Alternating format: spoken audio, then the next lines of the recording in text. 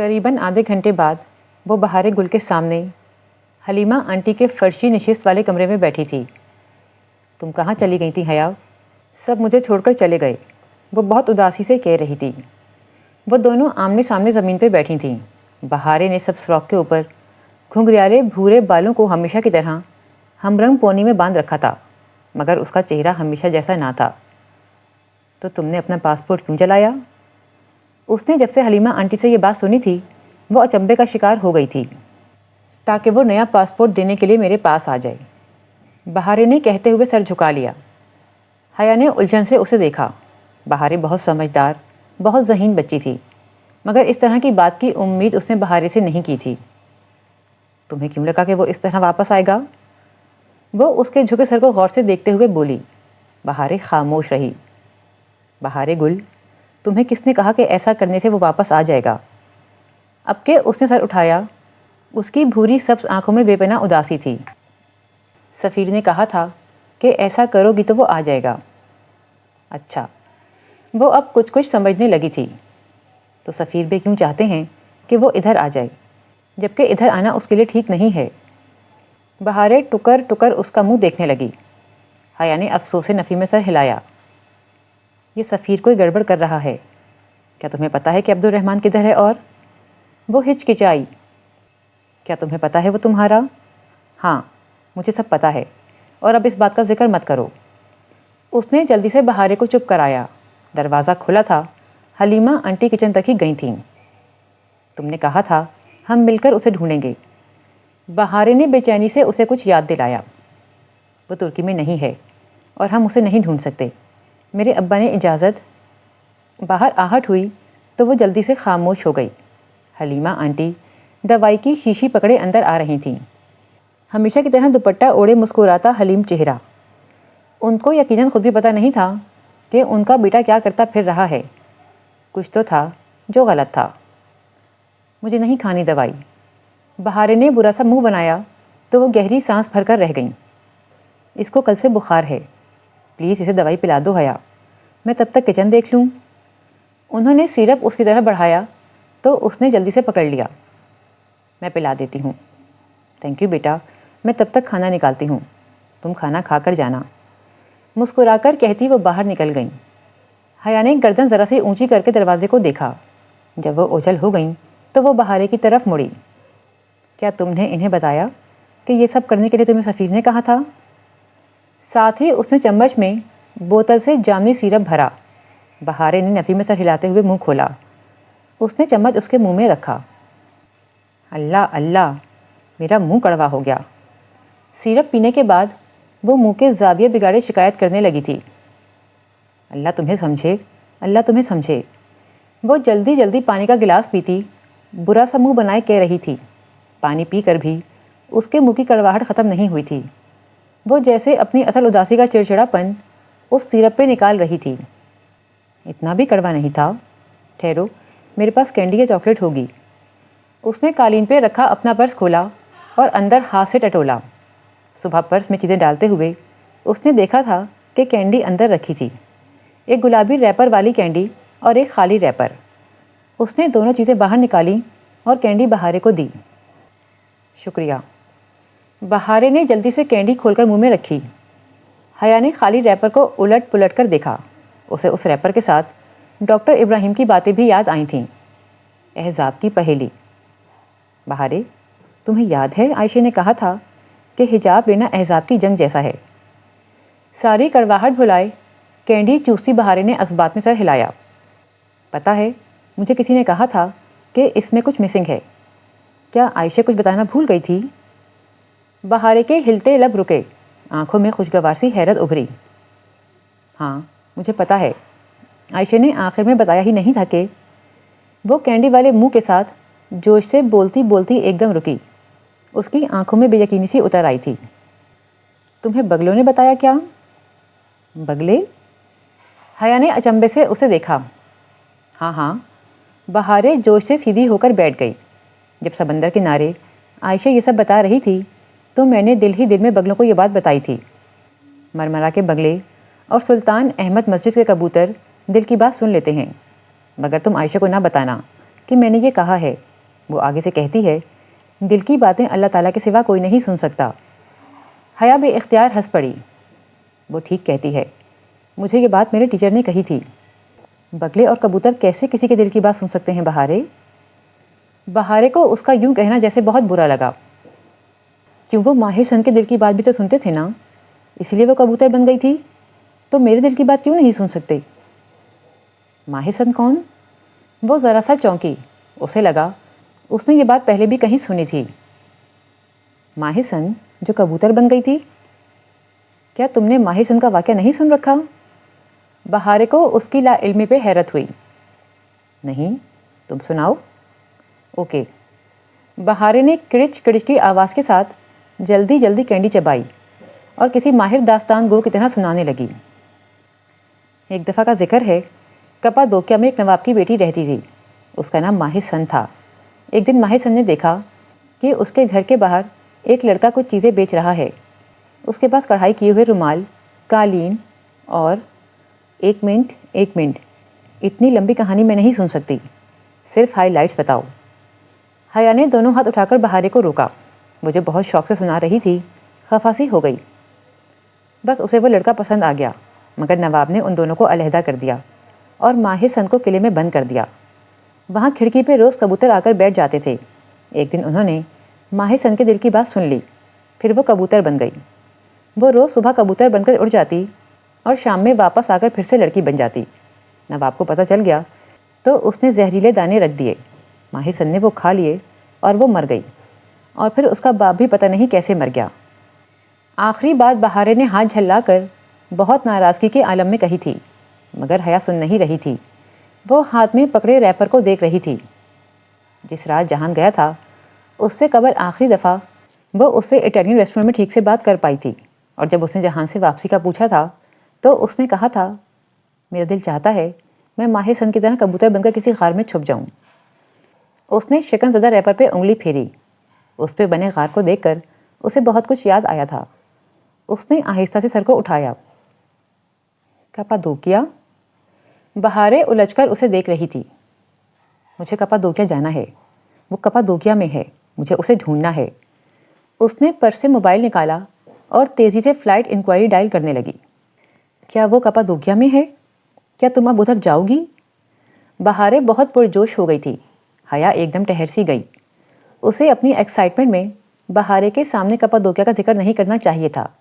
اگر بہارے نے کسی کو بتا دیا تو اسے تو راز بھی رکھنا نہیں آیا تھا۔ اس نے خود کو کوسا اور فون بند کر دیا۔ کیا میں بھی تمہارے ساتھ کپادوکیا جا سکتی ہوں؟ بتاؤ، بہارے نے اس کا گھٹنا ہلا کر پوچھا۔ اس نے ہونٹوں پہ انگلی رکھی اور کھلے دروازے کی طرف دیکھا۔ وہ اب یو ٹرن نہیں لے سکتی تھی، وہ بہارے کو بتانے کی غلطی کر چکی تھی۔ پلیز مجھے بھی اپنے ساتھ لے چلو، پلیز حیا۔ بہارے اب دبی آواز میں منت کرنے لگی تھی۔ ایسا کرتے ہوئے اس نے اپنی آنکھوں میں زمانے بھر کی اداسی اور بے بسی سمو لی تھی۔ پلیز میں وعدہ کرتی ہوں میں اچھی لڑکی بن کر رہوں گی، تمہیں تنگ بھی نہیں کروں گی۔ میں تمہیں کیسے لے کے جا سکتی ہوں؟ حیا نے بے چینی سے کھلے دروازے کو دیکھا۔ حلیمہ آنٹی کسی بھی وقت آ سکتی تھیں۔ پلیز حیا پلیز۔ بہارے کی اداس آنکھوں میں آنسو تیرنے لگے۔ اس کا دل پسیجنے لگا۔ کیا بہارے کو ساتھ لے جانا اتنا مشکل تھا؟ اور اگر وہ اسے یہیں چھوڑ گئی اور اس نے سفیر یا کسی اور کے سامنے کپادوکیا کا ذکر کر دیا تو؟ جو بات جہان نے صرف اسے بتائی تھی اس کی ہر جگہ تشہیر ہو، اس سے بہتر تھا کہ وہ اس لڑکی کو اپنے ساتھ لے جائے۔ کیا وہ درست نہج پہ سوچ رہی تھی؟ حیا، بہارے، کھانا کھا لو۔ حلیمہ آنٹی کھانے کے لیے آوازیں دینے لگیں تو بہارے نے جلدی جلدی گیلی آنکھیں رگڑ ڈالیں۔ حیا کچھ کہے بنا اٹھ کھڑی ہوئی۔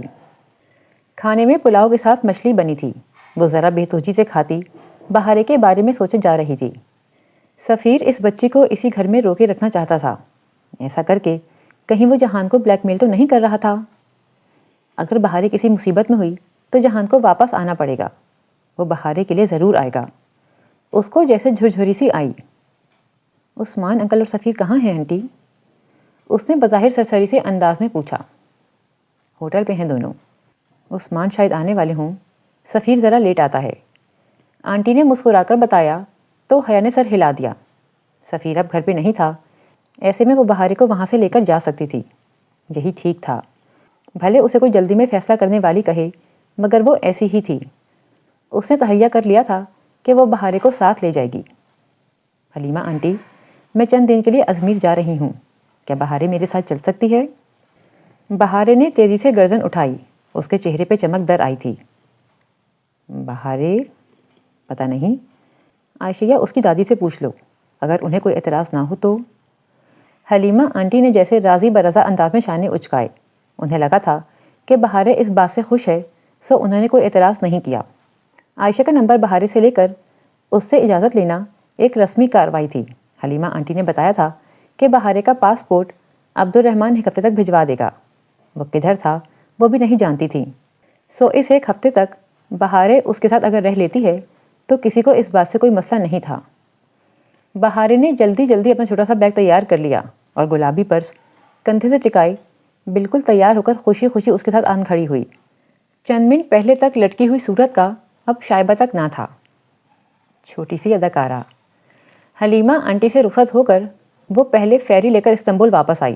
اپنے ڈوم میں آ کر اس نے ایک چھوٹے بیگ میں بہارے کا سامان ڈالا اور پھر اپنے چند کپڑے اور ضروری چیزیں رکھیں۔ کم سے کم سامان بہتر تھا۔ بہارے کا نیکلیس وہ گزشتہ روز خرید چکی تھی، مگر اس نے ابھی دینا مناسب نہ سمجھا۔ اسے کسی خاص موقع کے لیے سنبھال کر وہ ابھی صرف اور صرف جہان کے بارے میں سوچنا چاہتی تھی۔ حیا، ہم اسے وہاں کیسے ڈھونڈیں گے؟ اوپر اس کے بنک پہ بیٹھی اسے پیکنگ کرتے ہوئے وہ دیکھ رہی تھی۔ میں ذرا کچھ فرینڈ سے ملاتی ہوں، وہ آج جا رہے ہیں۔ وہ باہر چلی آئی اور کمرہ مکفل کر دیا۔ معتصم، حسین اور مومن گورسل اسٹاپ پہ کھڑے تھے۔ ٹالی بھی ان سے ذرا فاصلے پہ کھڑی تھی۔ سب کے بیگز ان کے پاس تھے۔ لطیف، چیری اور سارا یہ لوگ کب کے جا چکے تھے۔ کی حال ہے حیا؟ معتصم نے پکارا۔ حال بخیر، کیا تم لوگ ابھی نکل رہے ہو؟ فلسطینیوں کے قریب پہنچ کر اس نے ان کو مخاطب کیا تو آواز میں نامعلوم سی اداسی در آئی۔ حسین نے ڈھیلے ڈھیلے انداز میں سر ہلا دیا۔ زندگی میں ہر چیز کا اختتام ہوتا ہے، اور اب جب کہ اس سفر کا اختتام پہنچ رہا تھا تو ایک عجیب سی کسک دل میں اٹھ رہی تھی۔ کاش یہ سفر کبھی ختم نہ ہوتا، کاش ہم سب ہمیشہ ادھر رہتے اور ایک ساتھ پڑھتے رہتے۔ وہ بہت سی نمی اندر اتارتے ہوئے بولی۔ مغرب کے وقت کی اداسی ہر سو چھائی ہوئی تھی، بس اسٹاپ اور سبانجی کا سبزہ زار ویران سا لگ رہا تھا۔ اگر ایسا ہوتا تو اس جگہ کا چارم ہی ختم ہو جاتا، اس لیے یہی بہتر ہے کہ زندگی کے اس فیز کا ختم ہو جائے تاکہ ہم ساری عمر اسے یاد رکھیں۔ معتصم ٹھیک کہہ رہا تھا، میں تم لوگوں کو یاد رکھوں گی، تم سب بہت اچھے ہو۔ تھینکس۔ اور ہاں، کیا تمہیں اپنے پزل باکس سے کوئی کارآمد چیز ملی یا وہ سب مذاق تھا؟ معتصم کو اچانک یاد آیا۔ ہاں، بہت اچھی چیز ملی مجھے اس سے، ایسی اچھی چیز جو میں نے پا کر کھو دی، مگر اسے دوبارہ ڈھونڈنے کی کوشش کروں گی۔ خیر، اپنا خیال رکھنا۔ اللہ حافظ کہہ کر ان کے پاس سے ہٹ کر وہ ٹالی کی طرف آئی۔ بیچاری ٹالی، کتنی بے ضرر سی تھی وہ، ذرا سا چھیڑ ہی دیتی تھی اور وہ خواہ مخواہ اتنی ٹینشن لے لیتی۔ اہل مکہ تو اہل مکہ ہوتے ہیں، ان سے کیا شکوہ، اصل دکھ تو بنو قریظہ دیتے ہیں۔ ہم سارا وقت ترکی، اٹلی اور فرانس کی حکومتوں کو حجاب پہ پابندی لگانے کے باعث برا بھلا کہتے رہتے ہیں، اگر اس سے آدھی توجہ اپنے خاندان کے بڑوں کی طرف کر لیں تو کیا ہی اچھا ہو۔ اس کے پکارنے پہ ٹالی جو رخ پھیرے کھڑی تھی چونک کر مڑی، پھر اسے دیکھ کر مسکرا دی۔ او حیا، آج تمہارے بال کس رنگ کے ہیں؟ ہمیشہ کی طرح خوبصورت ہیں، رنگ جو بھی ہو۔ وہ بہت خوشگوار اور پر اعتماد انداز میں جواب دیتی اس سے گلے ملی۔ میں تمہیں مس کروں گی۔ میں بھی۔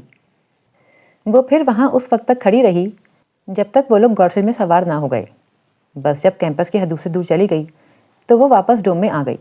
بہارے منہ بسورے بیٹھی تھی۔ حیا، ہم عبد الرحمن کو کپادوکیا میں کیسے ڈھونڈیں گے؟ میں ذرا فلائٹ بک کروا لوں؟ اس نے سنی انسنی کرتے ہوئے وہیں کمرے میں ٹہلتے ہوئے موبائل پہ نمبر ملایا۔ اتاترک ایئرپورٹ سے ان کو کیسری کے ایئرپورٹ کیسری حوالانی کی صبح کی فلائٹ ملی تھی۔ حوالانی؟ تم لوگ ایئرپورٹ کو حوالانی کہتے ہو اور ہم ہوائی اڈہ؟ اردو کے الفاظ ترک سے بھی نکلے ہیں اس لیے۔ فون بند کرتے ہوئے وہ جیسے محفوظ ہو کر بولی۔ بہارے بہت غور سے اس کی بات سن رہی تھی۔ لیکن اگر ڈی جے ہوتی تو کہتی ترک اردو سے نکلی ہوگی، مگر ہماری اردو اوریجنل ہے بالکل۔ وہ دھیرے سے ہنسی اور سر جھٹکا۔ وہ میڈ ان پاکستان پہ کوئی کمپرومائز نہیں کرتی تھی۔ اس کا لہجہ کہیں کھوسا گیا۔ ڈی جے وہی جو مر گئی تھی نا؟ بہارے نے بہت سمجھداری سے پوچھا۔ وہ اپنا سوال بھول چکی تھی۔ اور اب وہ کبھی واپس نہیں آ سکتی۔ بعض لوگ اتنی دور چلے جاتے ہیں کہ ان سے دوبارہ ملنے کے لیے مرنا ضروری ہوتا ہے۔ اس کے چہرے پہ تاریک سائے آن ٹھہرے۔ وہ کھڑکی کے پاس آئی اور سلائڈ کھولی۔ باہر تاریکی میں ڈوبتے سبانجی کے وسیع و عریض میدان نظر آ رہے تھے۔ تمہیں پتہ ہے وہ روز صبح اس جگہ کھڑے ہو کر کیا کہتی تھی؟ کیا؟ وہ کہتی تھی گڈ مور۔ الفاظ لبوں میں دم توڑ گئے۔ جب پہلی دفعہ وہ پاکستان سے آئی تھی تب بھی ڈی جے کا مقولہ دہرانے سے قبل الفاظ اسی طرح دم توڑ گئے تھے، مگر تب وجہ شدت غم تھی، اور آج وجہ سامنے کھڑی تھی، بلکہ کھڑا تھا۔ سفیر عثمان۔ اس نے جلدی سے سلائڈ بند کی اور پردہ برابر کیا۔ بہارے اسپرنگ کی طرح بنک سے اچھل کر نیچے اتری۔ یہ یہاں کیوں آیا ہے؟ وہ بے یقینی سے دہراتی پردے کی درز سے دیکھنے لگی۔ بہارے بھی اس کے ساتھ کھڑی ایڑیاں اونچی کر کے کھڑکی سے باہر جھانکنے لگی۔ دور سبزہ زار پر سفیر کھڑا ایک اسٹوڈنٹ کو روک کر جیسے کچھ پوچھ رہا تھا۔ وہ جواباً نفی میں سر ہلا رہا تھا۔ یہ ہمارے بارے میں پوچھ رہا ہے۔ خطرے کی گھنٹی کہیں بجتی سنائی دے رہی تھی۔ بہارے نے پریشانی سے اسے دیکھا۔ کیا وہ مجھے لے جائے گا؟ نہیں، تم میرے ساتھ رہو گی، میں کچھ کرتی ہوں۔ اس نے موبائل نکالا اور جلدی سے حالے کا نمبر ملایا۔ ہر مشکل وقت پہ حالے ہی اس کے کام آتی تھی۔ سفیر برا نہیں ہے، وہ میرا اور عائشہ کا بہت خیال رکھا کرتا تھا۔ وہ بالکل ہمارے بھائی جیسا ہے۔ بھائی صرف وہی ہوتا ہے جسے اللہ نے آپ کا بھائی بنایا ہو، اور جسے اللہ آپ کا بھائی نہ بنائے وہ کبھی بھائی نہیں ہو سکتا بہارے۔ بس تم اور عائشہ، تم لوگ بہت سادہ ہو۔ نمبر ملا کر اس نے فون کان سے لگایا۔ حالے لائبریری میں تھی۔ اس کے کہنے کے مطابق وہ باہر آئی اور سیدھی سفیر کی طرف گئی۔ وہ اسے پہچان گیا تھا۔ ہوٹل گرینڈ پہ وہ اس سے مل چکا تھا۔ سفیر نے اس سے پاکستانی ایکسچینج اسٹوڈنٹ کا پتہ پوچھا تو حالے نے بتایا کہ وہ تو دوپہر کی ٹرین سے ازمیر چلی گئی تھی۔ کس اسٹیشن سے یہ حالے نہیں جانتی تھی، لیکن سفیر نے اسے اپنا نمبر دے دیا کہ اگر حیا کے بارے میں کچھ معلوم ہو تو اسے ضرور آگاہ کرے۔ حالے نے اس کی پوری تسلی کروا کر فون نمبر رکھ لیا، اور وہ ایک بچی کا بھی پوچھ رہا تھا جو غالباً یہی ہے۔ ڈونٹ ٹیل می حیا کہ تم نے اسے اغوا کیا ہے۔ سفیر کے جانے کی تسلی کر لینے کے بعد اب حالے ان کے ڈوم میں بیٹھی خوش ہوتے ہوئے اپنی کارگزاری بتا رہی تھی۔ میں اناتولیہ کی بہارے گل ہوں، مجھے کوئی اغوا نہیں کر سکتا۔ بہارے باقاعدہ برا مان گئی۔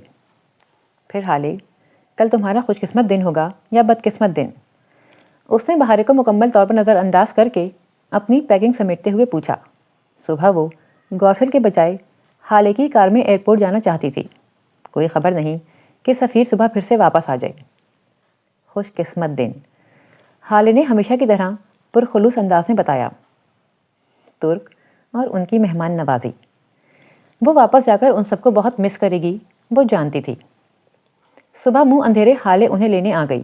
اس نے احتیاطاً حالے کو بتایا تھا کہ وہ انقرہ جا رہے ہیں، اور یہ کہ وہ لڑکا بہارے کا ہمسایہ ہے اور اس سے کچھ تحفظات ہیں۔ جب حالے چلی گئی تو اس نے کپادوکیا کے لیے 2 ٹکٹس خرید لیے۔ حیا، بہارے نے اس کے ساتھ چلتے ہوئے اس کے عبایا کی آستین ذرا کھینچ کر اسے متوجہ کرنا چاہا۔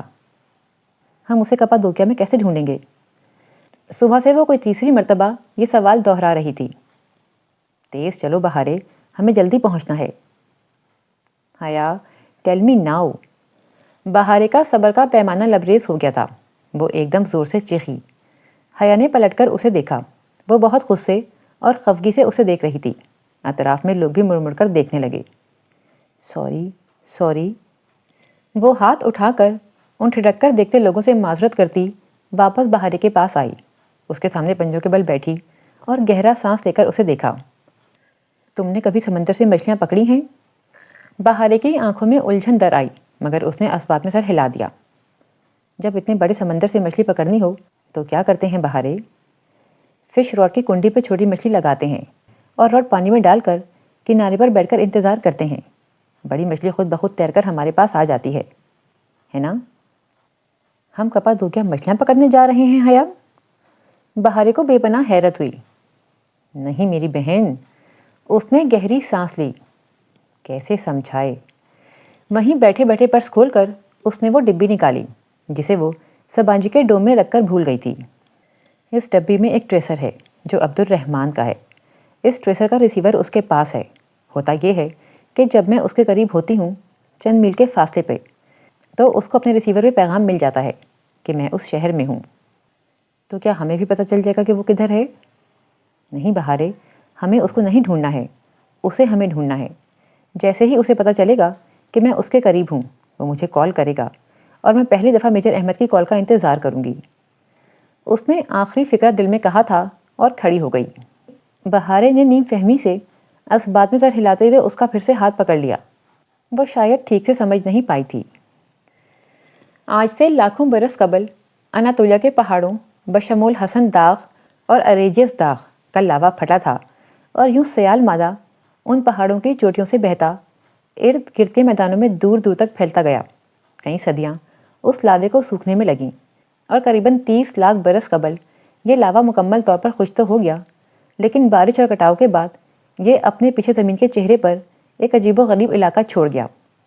چاند کی سرزمین سے مشابہت رکھنے والے میدان اور وادیاں جہاں حیرت انگیز نقش و نگار بنے رہ گئے جیسے ہاتھ سے کسی ماہر مصور نے بنائے ہوں۔ کپادوکیا، خوبصورت کھوڑوں کی سرزمین۔ کپادوکیا کا پہلا نام کس نے رکھا، اس بارے میں کئی روایات ہیں، البتہ اس کا موجودہ نام کپادوکیا کے بارے میں عام رائے یہی تھی کہ یہ فارسی کے کتپتوکا سے نکلا ہے، یعنی خوبصورت گھوڑوں کی سرزمین۔ اس خشکی اور سبزے کا امتزاج لیے علاقے کی مٹی کی اوپری سطح خاصی نرم تھی، جس کے باعث گئے وقتوں کی عیسائی تہذیبوں نے یہاں پہاڑوں کے اندر غار نما بڑے بڑے گھر اور چرچ بنا لیے تھے۔ ان کی کھڑکیاں یوں ہوتیں کہ دور سے لگتا جیسے کسی پہاڑی کی بہت سی آنکھیں ہوں۔ زمین کے اندر بنے سینکڑوں شہر آج بھی یہاں موجود تھے۔ صدیوں پرانا غاروں سے بنا ہوا خوبصورت کپادوکیا، ماہ سن کے کبوتروں کی سرزمین۔ کپادوکیا ترکی کے صوبے نوشہر میں واقع ہے۔ اس میں چھوٹے چھوٹے شہر تھے جہاں گھر، عبادت گاہیں، ہوٹل سب غاروں کی صورت بنے تھے۔ ارگب سے گھنٹہ بھر کی ڈرائیو پہ کیسری کا ایئرپورٹ کیسری حوالانی تھا جہاں اس کا جہاز صبح اترا تھا۔ ہم کہاں رہیں گے حیا؟ بہارے اس کا ہاتھ پکڑے ایئرپورٹ کے لاؤنج میں اس کے ہمراہ چلتے ہوئے اس سے بار بار پوچھ رہی تھی۔ کسی ہوٹل میں رہیں گے نا، پہلے کچھ کھا لیتے ہیں، اور اگر عبد الرحمن نے فون ہی بند رکھا ہوا تو؟ اس نقطے پر پہنچ کر اس کا اپنا دل ڈوب کر ابھرا۔ یہ وہ آخری بات تھی جو وہ سوچنا نہیں چاہتی تھی۔ اس کے سارے نمبرز بند ہیں، مگر اس نے کوئی دوسرا نمبر آن کر رکھا ہوگا اور یقیناً جی پی ایس ریسیور بھی آن ہوگا، وہ ضرور کال کرے گا۔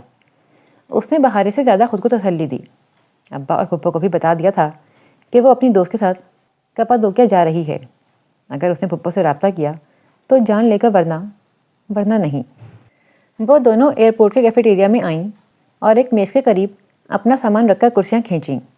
آس پاس کم ہی لوگ تھے، کاؤنٹر ساتھ ہی تھا، اور استقبالیہ پہ موجود لڑکے کے ساتھ 2-3 نوجوان لڑکے کھڑے ہنستے ہوئے باتیں کر رہے تھے۔ ترکی میں لڑکیوں کا تنہا سفر کرنا بہت عام سی بات تھی، مگر لڑکے تو لڑکے ہوتے ہیں۔ چند ہی لمحے گزرے کہ وہ ان کی طرف متوجہ ہو گئے، مسکراتے ہوئے، مڑ مڑ کر دیکھتے ہوئے۔ اگر اسے جہان کو نہ ڈھونڈنا ہوتا تو وہ کبھی ادھر نہ آتی۔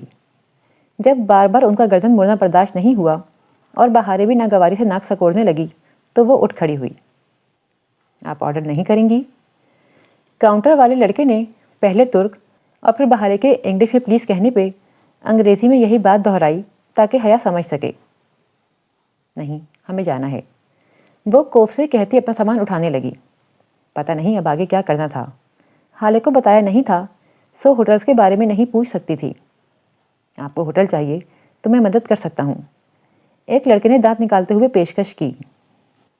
شکریہ، میرے پاس ہوٹل ہے، وہ رکھائی سے کہہ کر بہارے کا ہاتھ پکڑے پلٹنے ہی لگی تھی کہ وہ پھر بولا۔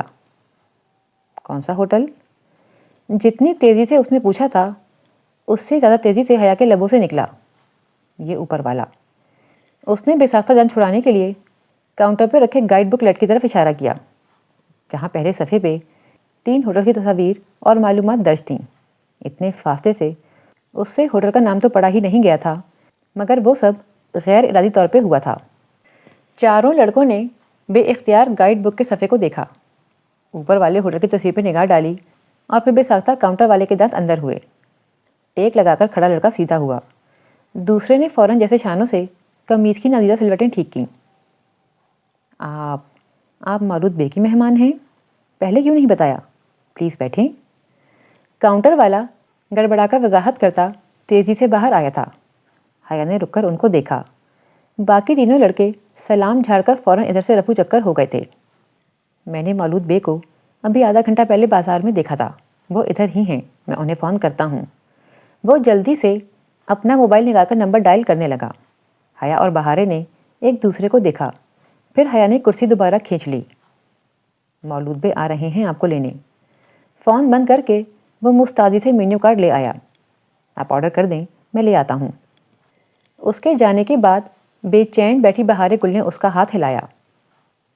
حیا، یہ مولود بے کون ہیں اور ہم ان کے ساتھ کیوں جا رہے ہیں؟ مجھے نہیں پتا، مجھے کچھ سوچنے دو۔ ہم ایسے ہی تو ان کے ساتھ نہیں چلے جائیں گے۔ عائشہ گل کہتی ہے اچھی لڑکیاں ہر جگہ۔ تم 2 منٹ کے لیے عائشہ گل کا لیکچر نہیں بھول سکتی؟ اب ہمیں کہیں تو رہنا ہے نا۔ اگر نہیں اچھے لگے یہ مولود بے تو نہیں جائیں گے ان کے ساتھ۔ بہارے نے خفگی سے منہ میں کچھ بڑبڑا کر رخ پھیر لیا۔ وہ خود بھی ذرا مضطرب تھی، پتہ نہیں کون تھے وہ صاحب اور کیوں ان کو لینے آ رہے تھے۔ ایسے تو وہ نہیں جائے گی ان کے ساتھ، کوئی مرضی کے بغیر تو نہیں لے کر جا سکتا نا۔ مولود بے آ گئے۔ بمشکل 15-20 منٹ گزرے تھے کہ کاؤنٹر والے لڑکے نے صدا لگائی تو بے اختیار ان دونوں نے مڑ کر دیکھا۔ سامنے سے ایک ادھیڑ عمر گورے سے ترک صاحب چلے آ رہے تھے، دراز قد، بے حد اسمارٹ، سر کے بال ماتھے سے ذرا کم اور چہرے پہ نرم سی مسکراہٹ، نفیسے پینٹ شرٹ میں ملبوس، مگر وہ شاہانہ تھے۔ ایک قدرے پستہ کا آنٹی ان کے ایک طرف تھیں، دوسری جانب ایک لمبا پتلا سا لڑکا 19-20 برس کا، اور اس کے ساتھ اسی عمر کی لڑکی جس کے بال کندھوں سے کافی نیچے تک آتے، سیاہ اور لہردار تھے۔ اس نے کیپری کے اوپر ڈھیلی شرٹ پہن رکھی تھی اور ایک موٹی سفید گھنے بالوں والی ایرانی بلی بازو میں اٹھائے ہوئی تھی۔ لڑکی نے دور سے انہیں ہاتھ ہلایا۔ کیا یہ تمہاری رشتہ دار ہے؟ بہارے نے پیچھے سے اسے مخاطب کیا۔ نہیں، میں تو اس فیملی کو نہیں جانتی۔ وہ متذبذب سی اٹھ کھڑی ہوئی۔ مرحبا، ہمیں دیر تو نہیں ہوئی؟ اگر پہلے پتہ ہوتا تو آپ کو اتنا انتظار نہ کرنا پڑتا۔ Really sorry. مولود بے استقبالیہ مسکراہٹ کے ساتھ معذرت کر رہے تھے۔ ان کی مسز خوش دلی سے اسے ملنے کے لیے آگے ہوئیں۔ ترکوں کے مخصوص انداز میں باری باری گال ملا کر چوما اور الگ ہو گئیں۔ وہ قد میں حیا سے کافی چھوٹی تھیں۔ تم پہلے کال کر دیتی تو ہم جلدی آ جاتے، اور کوئی مسئلہ تو نہیں ہوا؟ اس سے الگ ہو کر وہ افسوس سے کہنے لگیں، میں سونا ہوں اور یہ میری بیٹی پنار ہے، اور یہ فاتح ہمارے ساتھ کام کرتا ہے۔ میرا بیٹا گوخان آج کل انقرہ گیا ہوا ہے، ورنہ اس سے بھی ملاقات ہو جاتی۔ میں حیا ہوں۔ اس کی سمجھ میں نہیں آیا کہ مزید کیا کہے۔ میں پنار اور یہ میری گارل فیلڈ۔ پنار نے بلی کی طرف اشارہ کرتے ہوئے مزے سے بتایا، یہ پورے آشیانہ کی لاڈلی ہے، آج کل ذرا بیمار ہے، اسے علاج کے لیے لائے تھے ادھر۔ اور اس چھوٹی بلی کا نام کیا ہے؟ بات کے اختتام پہ پنار نے جھک کر بہالے کا گال چھوا اور چھوٹی بلی کا پہلے تو تحیر سے منہ کھل گیا اور پھر بے اختیار یوں شرمائی کہ رخسار گلابی پڑ گئے اور پلکیں جھپکائے بہت باریک اور نازک سی آواز میں بولی، اناتولیہ کی بہارے گل۔ حیا نے پوری آنکھیں کھول کر اس چھوٹی سی اداکارہ کو دیکھا جس کی یہ آواز تو خود اس نے بھی نہیں سن رکھی تھی۔ آپ استنبول سے آئے ہیں؟ مولود بے پوچھ رہے تھے۔ میں پاکستان سے ہوں اور یہ ترکی میں میری رشتہ دار ہیں۔ ان سب کے والہانہ اور خوش خلق انداز کے آگے اس کا نو تھینکس کہنے کا ارادہ کمزور پڑنے لگا۔ باقی باتیں گھر چل کے کر لیں گے۔ فاتح، آپا کا سامان اٹھاؤ، دیکھو وہ کتنی تھکی ہوئی لگ رہی ہیں۔ آؤ بیٹا، کار باہر ہے۔ مسز سونا اپنے مہمانوں کو مزید تھکانا نہیں چاہتی تھیں۔ فاتح سامان اٹھانے کے لیے آگے بڑھا تو حیا نے بے اختیار بہارے کو دیکھا۔ چلو جلدی کرو حیا۔ تازہ تازہ تاریخ سے گلنار ہوئی بہارے نے اٹھ لا کر اس کی آستین کھینچی۔ حیا نے گہری سانس لے کر بیگ فاتح کو تھما دیا۔ کہیں تو رہنا ہی تھا، اور فیملی رن ہوٹل سے اچھا کوئی ہوٹل نہیں ہوا کرتا۔ وہ دونوں ان کے ساتھ چلتی ہوئی باہر آئیں جہاں چھوٹی سی وین کھڑی تھی اسے بے اختیار اپنا اور ڈی جے کا ترکی میں پہلا دن یاد آیا جب احمد اور چغتائی ایسے ہی ایک وین میں انہیں لینے آئے تھے۔ مولود بے کا ہوٹل ارگب میں تھا، تقریباً گھنٹے کی ڈرائیو تھی۔ کھڑکی کے اس پار کپادوکیا کا خشک علاقہ نظر آ رہا تھا، پر اسرار خاموش دنیا سے الگ تھلگ خاروں سے بنی خوبصورت کھوڑوں کی سرزمین۔ دور کہیں کوہسن کے دونوں پہاڑ دکھائی دیتے تھے جو اپنے اندر کا سارا لاوا صدی قبل زمین پہ انڈیل کر اب سکون سے کھڑے تھے۔ ڈی جے کو بہت حسرت تھی کپادوکیا دیکھنے کی۔ کھڑکی کے باہر بھاگتے مناظر دیکھ کر بے اختیار اس کے لبوں سے نکلا، پھر فوراً چپ ہو گئی۔ ڈی جے کون؟ پنار جو بلی کو تھپک رہی تھی بے ساختہ پوچھ بیٹھی۔ میری ایک دوست تھی، اس کے جواب میں بہارے نے آہستگی سے اضافہ کیا۔ مر گئی ہے؟ اوہ، پنار نے اسے تعصب سے دیکھا۔ جب تمہاری بلی مر جائے گی تو وہ بھی ڈی جے کے پاس چلی جائے گی۔ چند لمحوں بعد بہارے نے بہت سمجھداری سے پنار کی معلومات میں مزید اضافہ کرنا چاہا۔ بہارے گل، بہت ہو گیا۔ اس نے ہڑبڑا کر اسے ٹوکا، پھر معذرت کرنی چاہی۔ سوری، یہ بس ایسے ہی بولتی رہتی ہے۔ مگر پنار اور مسز سونا ہنس پڑی تھیں۔ یہ چھوٹی بلی کتنی پیاری ہے نا؟ پنار نے جھک کر اس کا گال چوما۔ آج سے گارفیلڈ بڑی بلی اور تم چھوٹی بلی۔ بہارے نے شرما کر لب دانت سے دبائے، اسبات میں سر ہلایا، پھر دیکھا تم نے والی فاتحانہ نظروں سے حیا کو دیکھا۔ حیا نے گہری سانس لے کر سر جھٹکا۔ یہ لڑکی بہت پٹے گی اس کے ہاتھوں سے۔ آشیانہ ہاؤس ایک چھوٹا سا 2 منزلہ ہوٹل تھا، ننھی سی پہاڑی کو کاٹ کر بنایا گیا تھا۔ سامنے سے جیسے کوئی بنگلہ سا لگتا تھا۔ ایک طرف باہر سے جاتی سیڑھیاں، اوپر ٹیرس اور سامنے صحن تھا۔ ٹیرس اور گراؤنڈ فلور دونوں کے برآمدے محرابی تھے۔ اندر آدھے کمرے پہاڑ کو کاٹ کر بنائے گئے تھے۔ وہ کوئی بہت اونچی پہاڑی نہیں تھی۔ ہوٹل کی چھت بھی ذرا کم تھی۔ ہوٹل کی پشت اس پہاڑی میں گویا دھنسی ہوئی تھی۔ چھوٹا سا خوبصورت سا آشیانہ۔ مولود ہلیگچ کا کپادوکیا میں ایک خاص مقام تھا۔ وہ اس علاقے کے ڈسٹرکٹ چیف تھے۔ لوگ ان سے ڈرتے بھی تھے اور ان کی عزت بھی کرتے تھے۔ ان کے مہمان کے ساتھ کوئی برا سلوک نہیں کر سکتا تھا۔ اور آج ہوٹل کے 7 کمرے خالی تھے۔ وہ اور بہارے ہی آشیانہ کی مہمان تھیں۔ یہ ہے تمہارا کمرہ، مجھے لگا تمہیں یہ پسند آئے گا، اگر بدلنا ہے تو بتا دو۔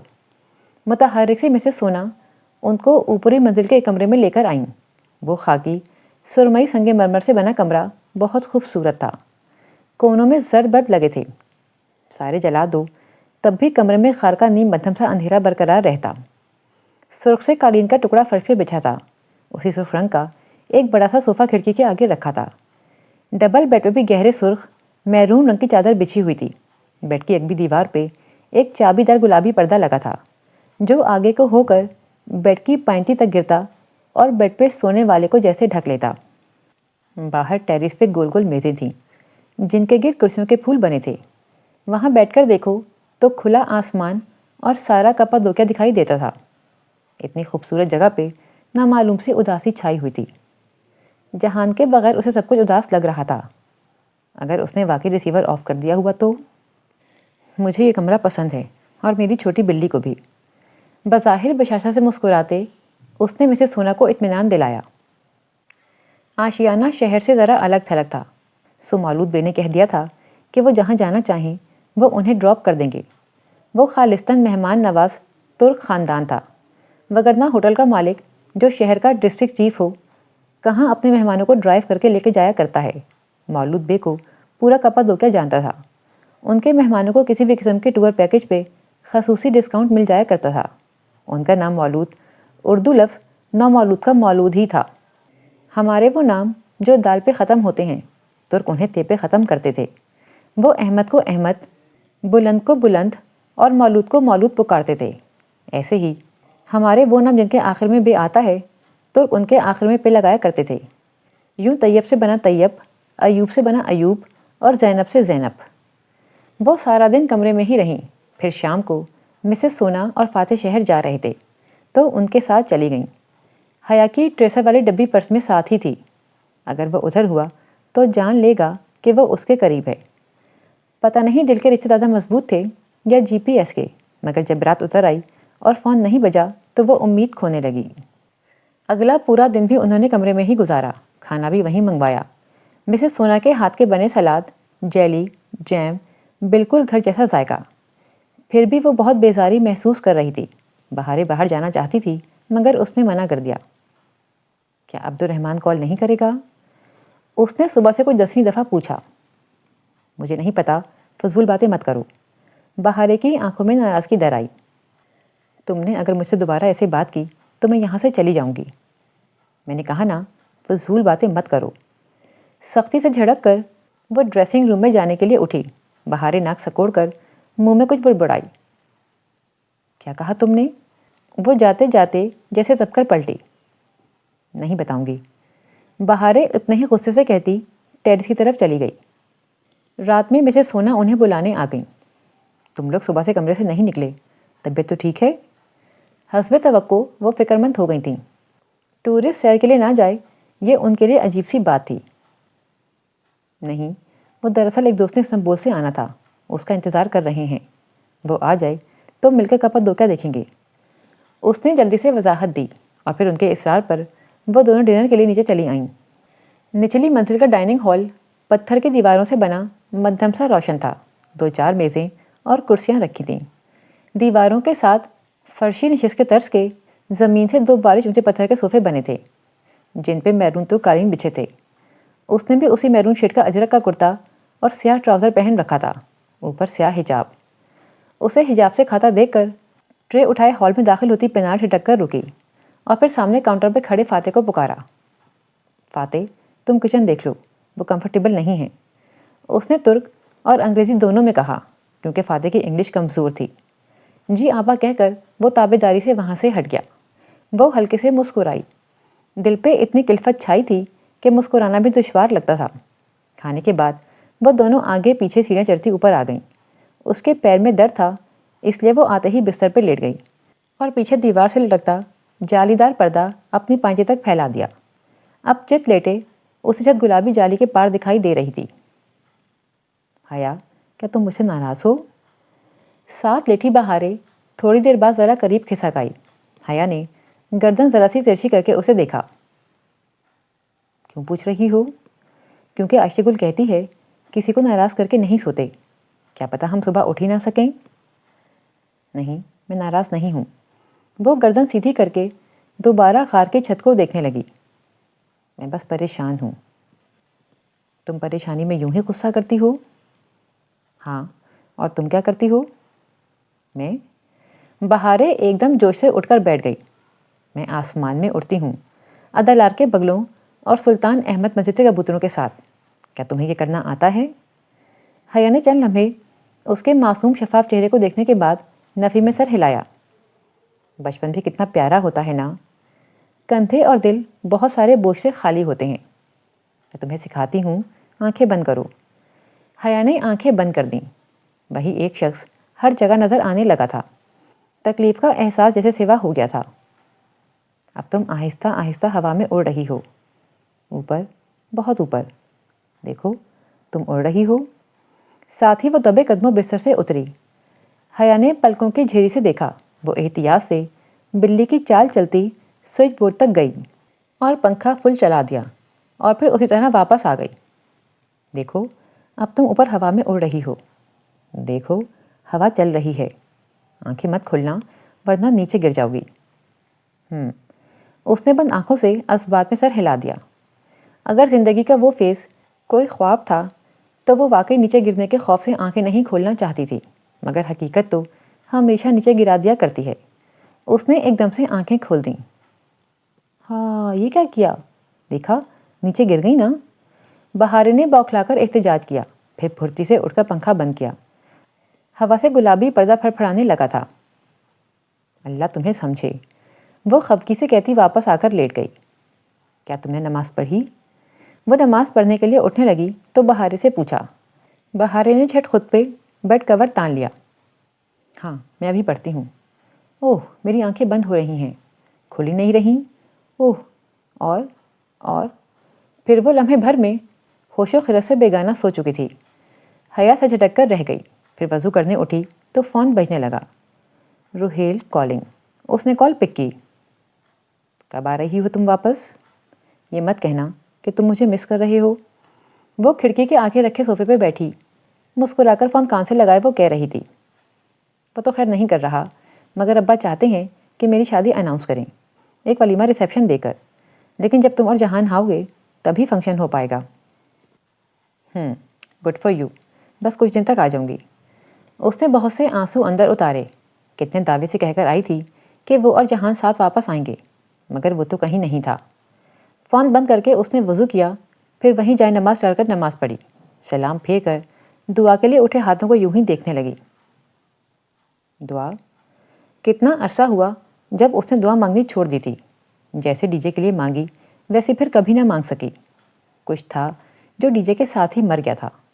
پھر معافی مانگی، استقامت مانگی، مگر دنیا مانگنا چھوڑ دی۔ لوگ، رشتے، ناتے، یہ سب دنیا ہی تو ہے، اور یہی سب کو چاہیے ہوتا ہے، اسے بھی چاہیے تھا۔ پھر لبوں پہ آ کر ساری دعائیں دم کیوں توڑ جاتی ہیں؟ ایسا کیوں لگتا ہے کہ معافی ابھی تک نہیں ملی؟ وہ گمسم سی ہاتھوں کی لکیریں دیکھنے لگی۔ اللہ تعالیٰ کے ساتھ تعلق بھی کتنا مہم سا تھا۔ یہ خواہش تھی کہ میں اسے اچھی لگوں، میں اس کی مانوں، مگر اس پہ مجھے کتنا بھروسہ ہے، کتنا اعتبار ہے۔ یہاں آ کر زندگی جیسے خالی جگہ کا سوال بن جاتی تھی۔ پورے فکرے کے درمیان ایک جگہ خالی تھی۔ ادھر کون سا لفظ لکھنا تھا؟ اس جگہ پہنچ کر وہ لکھنا بھول جاتی تھی۔ کوئی دعا مانگے بنا وہ اٹھ کھڑی ہوئی اور میز پہ رکھے موبائل کی اسکرین کو انگلی سے چھوا۔ وال پیپر جگمگا رہا تھا۔ کتنا زہر لگتا ہے یہ وال پیپر، بالخصوص تب جب کسی خاص ٹیکسٹ کی توقع ہو۔ پھر جائے نماز رکھی، دوپٹہ اتار کر بالوں کو انگلی سے سنوارا اور ڈریسنگ روم کا پردہ ہٹا کر ادھر آئی۔ ہیئر برش ڈریسنگ ٹیبل پہ رکھا ہوا تھا۔ وہی رات سونے سے قبل 100 دفعہ برش کرنے کی عادت۔ اپنے بالوں، جلد اور خوبصورتی کی حفاظت پہ اسے کوئی سمجھوتا نہ تھا۔ برش کے ساتھ نقلی پھولوں کا گلدان رکھا تھا۔ اس کے اندر شیشے کی ایک ڈبی تھی جو سنہری افشاں سے بھری ہوئی تھی۔ اس نے یوں ہی وہ ڈبی نکالی اور کھولی۔ سنہری چمچم چمکتی افشاں اس کی پشت کی طرف سے آتی روشنی میں مزید چمک رہی تھی۔ پھر ایک دم سے دمکتی افشاں پہ چھایا سی بن گئی، جیسے اس کے اور بلب کے درمیان کوئی آڑ آ گئی تھی۔ کسی خیال کے تحت اس نے سر اٹھا کر آئینے میں دیکھا۔ اس کے عکس کے پیچھے کوئی کھڑا تھا۔ افشاں کی ڈبی اس کے ہاتھ سے چھوٹ گئی۔ ایک زوردار شوق سے چیخ حلق سے نکلنے ہی لگی تھی کہ پیچھے کھڑے شخص نے سختی سے اپنا ہاتھ اس کے لبوں پہ جما دیا۔ چیخنا نہیں، ساری فیملی بھاگتی ہوئی آ جائے گی۔ وہ چہرہ اس کے قریب کیے دھیمی سرگوشی میں بولا تھا۔ حیا کی آواز ہی نہیں، سانس بھی جیسے رک گیا تھا۔ وہ پھٹی پھٹی بے یقین نگاہوں سے دم سادے آئینے کو دیکھ رہی تھی۔ چند لمحے لگے اس کے اعصاب کو ڈھیلا پڑنے میں، اور پھر اس نے ایک نڈھال سے احساس کے تحت آنکھیں بند کر کے کھولیں۔ جہان نے آہستہ سے اپنا ہاتھ ہٹایا۔ سنہری افشاں اس کے ہاتھوں سے ہوتی ہوئی قدموں میں جا گری تھی۔ اس کی انگلیاں، فرش، پیر کا انگوٹھا، ہر جگہ سونے کے ذرات چپکے تھے۔ ایک لمحے کو اس نے دونوں ہاتھ جھاڑ کر افشاں اتارنی چاہی، مگر وہ پورے ہاتھ پہ پھیلتی گئی۔ وہ دھیرے سے اس کی طرف پلٹی۔ وہ ابھی تک شاکڈ اور شل تھی۔ تم ادھر کیا کر رہے ہو؟ خالی خالی نگاہوں سے جہان کا چہرہ دیکھتے ہوئے وہ بدقت کہہ پائی۔ یہی سوال میں تم سے پوچھنے آیا ہوں، تم ادھر کیا کر رہی ہو؟ وہ جیسے ڈھیروں غصہ ضبط کر کے سختی سے بولا۔ تم اندر کیسے آئے؟ حیا کا دماغ ابھی تک سن تھا۔ وہ جواب دیے بنا آگے بڑھا اور ڈریسنگ روم کا پردہ برابر کر دیا۔ بیڈ روم کا منظر چھپ گیا۔ پھر وہ حیا کے مقابل دیوار سے ذرا ٹیک لگا کر جینس کی جیبوں میں ہاتھ ڈال کر منتظر سا کھڑا تھا۔ وہ جیسے علیحدہ جگہ پہ تفصیل سے بات کرنا چاہتا تھا۔ اس کے حواس دھیرے دھیرے بحال ہونے لگے۔ وہ اپنے سنہری ذرات والے ہاتھ اضطرابی انداز میں ایک دوسرے سے ملتی ڈریسنگ ٹیبل پہ جا ٹکی۔ پھر اپنے کھلے بال کانوں کے پیچھے عرصے۔ سنہری ذرات سیاہ بالوں میں بھی ٹھہر گئے، مگر اسے پتہ نہیں چلا۔ اگر مجھے ذرا سا بھی اندازہ ہوتا کہ تم میرے پیچھے ادھر آ جاؤ گی تو میں تمہیں کبھی نہ بتاتا کہ میں کہاں جا رہا ہوں۔ تمہارے پیچھے؟ اس نے جیسے تل ملا کر سر اٹھایا۔ بس ایک پل لگا تھا اسے اپنے اصلی انداز میں واپس آنے میں۔ تم نے مجھے کب بتایا کہ تم کہاں جا رہے ہو؟ تم بھول گئے ہو شاید، تم بغیر کچھ کہے سنے آ گئے تھے۔ اچھا، تمہیں نہیں پتا تھا کہ میں کپادوکیا میں ہوں؟ وہ اسی طرح جیبوں میں ہاتھ ڈالے کھڑا بغور اسے دیکھ رہا تھا۔ مجھے کیسے پتا ہو سکتا ہے؟ اور تمہیں کیا لگتا ہے میں تمہارے لیے اتنا ٹریول کر کے آؤں گی؟ اس نے جیسے افسوس بھری حیرت سے سر جھٹکا۔ میں تو خود تمہیں ادھر دیکھ کر حیران ہوں۔ اور تم نے مجھے کیسے ڈھونڈا؟ بلکہ ایک منٹ، وہ جیسے رکی، ڈی جے اور مجھے کپادوکیا آنا تھا اسپرنگ بریک میں۔ اوہ، تم یہ بات جانتے تھے شاید، تم میرے پیچھے آئے ہو، کیا ایسا ہی ہے؟ اس نے لوٹ جیسے سن رکھا تھا کہ جب اپنا دفاع کمزور ہو تو مخالف پہ چڑھائی کر دینی چاہیے، وہ اپنے دفاع کے چکر میں پسپائی اختیار کر لیتے ہیں۔ نہیں، میں اتنا فارغ نہیں ہوں کہ تمہارے لیے ادھر آؤں گا، اور میں بھی اتنی فارغ نہیں ہوں، حد ہے۔ جہان نے ایک گہری نظر اس پہ ڈالی، اس کے بال ویسے ہی ماتھے پہ ذرا بکھرے سے تھے، شیو ہلکی سی بڑی ہوئی تھی، اور سفید رفسی پوری آستین کی شرٹ کو کوہنیوں سے موڑا ہوا تھا۔ اور اس کو کیوں لائی ہو؟ اس نے ابرو سے پردے کی جانب اشارہ کیا جس کے پار بیڈ روم تھا۔ حیا نے بظاہر لاپرواہی سے شانے اچکائے۔ اس کے پاسپورٹ کا مسئلہ تھا کوئی، وہ بیکار ادھر رہ رہی تھی۔ پھر ابا نے کہا تھا کہ میں اکیلی نہ جاؤں، تو میں نے سوچا کہ باڈی گارڈ ساتھ لے جاؤں، ہے نا؟ کیا ہے جہان، کیا میں کپادوکیا گھوم بھی نہیں سکتی اپنے دوستوں کے ساتھ؟ وہ تو نکر کہتی اپنی انگلی میں پلیٹینم بینڈ گھمانے لگی۔ سنہری افشاں سے انگوٹھی بھر چکی تھی۔ جہان تھوڑی دیر جانچتی نظروں سے بغور اسے دیکھتا رہا۔ ٹھیک ہے، میں نے مان لیا کہ تم میرے لیے ادھر نہیں آئیں، اور تمہیں بالکل علم نہیں تھا کہ میں ادھر ہوں۔ بہرحال کل صبح کیسری سے ایک فلائٹ اتاترک کے لیے نکل رہی ہے، اور ایک صبح گورچن کے لیے۔ تم کون سی لوگی؟ بہت سنجیدگی سے اس نے استنبول کے دونوں ایئرپورٹس کے نام لیے۔ کیا مطلب؟ میں واپس نہیں جا رہی۔ میں نے تو ابھی کپادوکیا دیکھا بھی نہیں۔ ہرگز نہیں، میں نہیں چاہتا کہ تم ادھر رہو۔ تم ادھر یوں اکیلے کیسے رہ سکتی ہو بھلا؟ یہ میرا مسئلہ ہے، اور میں اکیلی نہیں ہوں، ہم دو ہیں۔ تم میری فکر مت کرو، وہ کرو جس کے لیے تم ادھر آئے ہو۔ اور ویسے مجھے ڈھونڈنے کے علاوہ تم ادھر کس مقصد کے تحت آئے ہو؟ مجھے بہت سے کام ہیں زمانے میں۔ کہتے کہتے وہ ایک دم رکا۔ حیا کا دل زور سے دھڑکا۔ جہان نے کلائی میں بندھی گھڑی دیکھی، پھر نفی میں سر ہلایا۔ میں اتنی دیر یہاں نہیں رک سکتا۔ تم کل واپس جا رہی ہو حیا؟ میں نہیں جا رہی۔ اور تمہیں کیا پرابلم ہے میرے یہاں رہنے سے؟ اسی پل کمرے میں رکھے اس کے موبائل کی میسج ٹون بجی۔ وہ بات روک کر ڈریسنگ ٹیبل کے کنارے سے اٹھی اور پردہ ہٹا کر میز تک گئی۔ جہان نے گردن موڑ کر اس کے قدموں کو دیکھا۔ پاؤں کو کیا ہوا ہے؟ میز سے موبائل اٹھاتے ہوئے اس کا دل لمحے بھر کو تھما۔ اللہ اللہ، اس آدمی کی نظریں! اس سے کوئی بات مخفی کیوں نہیں رہتی؟ اس نے تو پاؤں پہ پٹی بھی نہیں باندھی تھی، چل بھی ٹھیک رہی تھی، پھر بھی میرے پاؤں کو؟ موبائل لے کر واپس مڑتے اس نے حیرت سے گردن جھکا کر اپنے پاؤں کو دیکھا۔ اوہ، یہ افشاں گر گئی تھی، وہی لگ گئی ہے۔ ساتھ ہی اس نے انگوٹھا قالین سے رگڑا۔ سرخ قالین کا وہ حصہ فوراً چمچم کرنے لگا، مگر پاؤں سے افشاں نہیں اتری۔ ٹخنے یا ایڑی کو کچھ ہوا ہے؟ موچ آئی ہے یا پاؤں مڑ گیا ہے؟ وہ گردن ترچھی کر کے اس کے پاؤں کو دیکھتا کہہ رہا تھا، نہیں، میرا پاؤں تو بالکل ٹھیک ہے، مگر وہ… اب میں سمجھی۔ موبائل پہ حالے کا فارورڈ میسج چیک کر کے وہ سر ہلاتی اس کی طرف آئی۔ تم مجھے واپس بھیجنے کے لیے بہانہ ڈھونڈ رہے ہو؟ جہان نے نظر اٹھا کر اسے دیکھا۔ ایک تو جب بھی وہ یوں دیکھتا لگتا تھا اندر تک دل کا سارا حال جان لے گا۔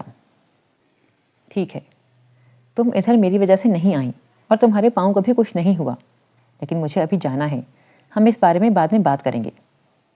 پھر کب ملو گے؟ وہ دروازے کی طرف بڑھا ہی تھا کہ وہ بے اختیار کہہ اٹھی۔ جہان نے رک کر اسے اسی طرح دیکھا۔ جب تم میرے لیے آئی ہی نہیں ہو تو پھر دوبارہ کیسا ملنا؟ ابھی خود ہی تو تم نے کہا ہے کہ بعد میں بات کریں گے، ورنہ مجھے کیا؟ اس نے خفگی سے شانے اچکائے۔ جہان نے ذرا مسکرا کر سر جھٹکا۔ کل دوپہر 1 بجے شارپ مجھے کنویں پہ ملنا۔ کون سا کنواں؟ مادام آپ میرے لیے نہیں، کپادوکیا کی سیاحت کے لیے آئی ہیں تو آپ کو یہاں کی تمام ٹورسٹ اٹریکشن کا پتہ تو ہوگا۔ کل ہم کنویں پہ ملیں گے، اور دھیان رکھنا کنواں کافی گہرا ہے۔ تمہیں کلاسٹروفوبیا تو نہیں ہے؟ وہ جیسے یاد آنے پہ جاتے جاتے پلٹا۔ حیا نے نفی میں گردن ہلائی۔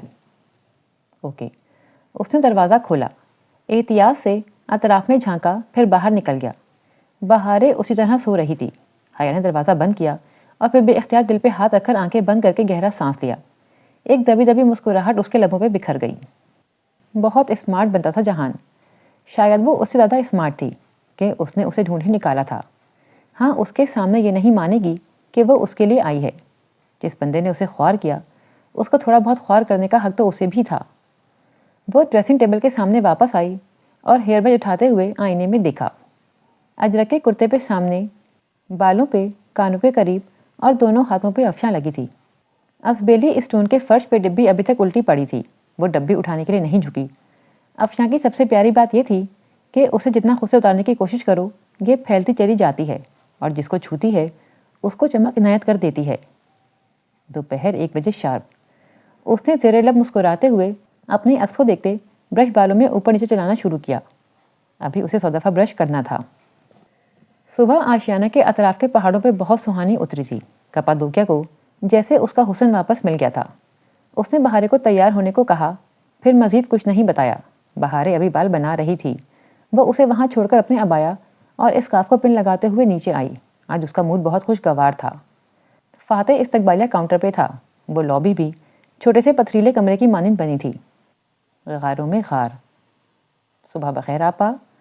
جلدی سے سب کام چھوڑ کر وہ اس کی طرف متوجہ ہوا۔